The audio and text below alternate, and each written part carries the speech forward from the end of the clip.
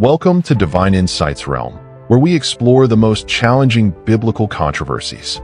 Today, we're analyzing a caller's attempt to defend God's morality regarding biblical slavery laws.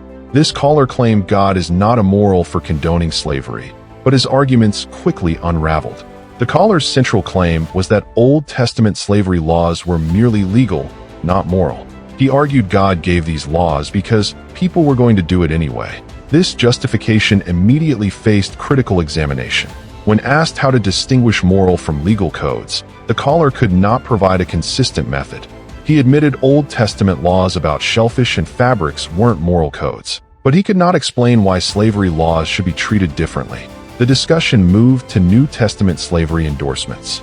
Paul explicitly commands slaves, obey your masters without condemning the institution.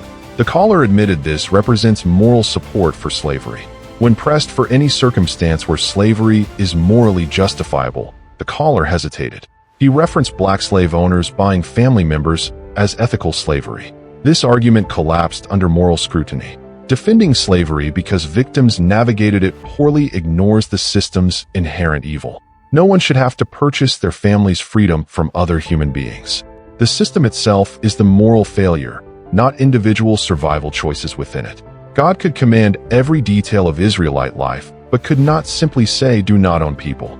He killed people for minor infractions, but endorsed human ownership. This represents a fundamental moral contradiction in the biblical text. The defense crumbled when the caller could not distinguish moral from legal codes.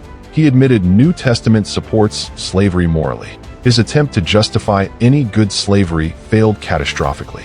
The biblical text explicitly endorses, regulates, and moralizes slavery throughout. No theological gymnastics can reconcile this with a perfectly moral deity. This represents one of the most challenging moral problems in Christian theology. The slavery defender's hole grew deeper with every attempted justification. His arguments demonstrated how biblical literalism forces moral compromises. This examination reveals why slavery remains Christianity's most difficult theological challenge.